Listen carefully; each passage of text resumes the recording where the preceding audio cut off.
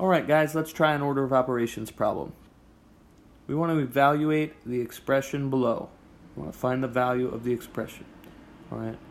The first thing I'm going to do is list my order of operations in my margin. Okay, so P for parentheses, always first. E for exponents. M and D for multiplication and division. Remember, those are on the same level, so if we see them both, we do them left to right.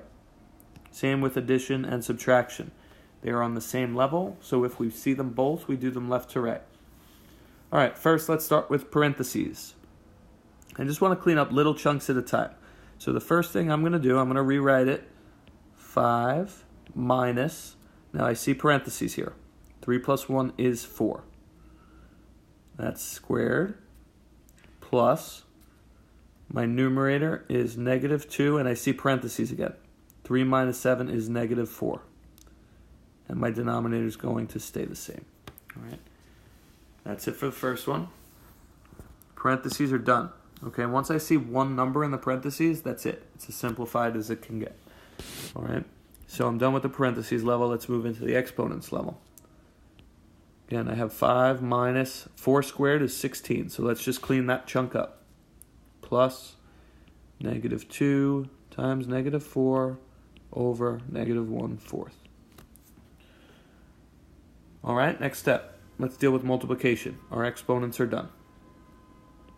5 minus 16 plus, let's clean up that numerator. Negative 2 times negative 4 is positive 8. It's a little ugly. Let's rewrite that. Positive 8. All right, and the denominator is negative 1/4. All right, I'm still on my multiplication and division level. I'm not done yet because I see 8 over negative 1/4. So I have to clean that up. So 5 minus 16 plus, instead of 8 divided by negative 1/4, I'm going to write 8 times, remember when we divide, we're multiplying by the reciprocal. So I'm going to make this, instead of negative 1/4, negative 4 over 1. Okay, I changed that division into multiplication of its reciprocal. So instead of 8 divided by negative 1/4, here, I changed it to 8 times negative 4 over 1. Right? So again, 5 minus 16, I have it 8 times a negative 4, which is a negative 32. And then I just got to do some math. I'm done with my multiplication and division, and I'm now looking at addition and subtraction left to right. 5 minus 16 is negative 11. And negative 11 minus 32 is negative 43. That's it. Okay, we end up with negative 43 on this one. Right, it's really important that you go step by step through your order of operations. You don't want to try to bite off too much. You don't want to try to do too much in one step. If you're confused, just do one thing each step. Simplify the parentheses first and rewrite everything else. Bring it all down. All right, pause this video. If you need to watch it again, go ahead. Start over from the beginning and check it out. Do it again on another piece of paper if you need. But if not, pause the video now and go on in and try the rest of this section. Alright?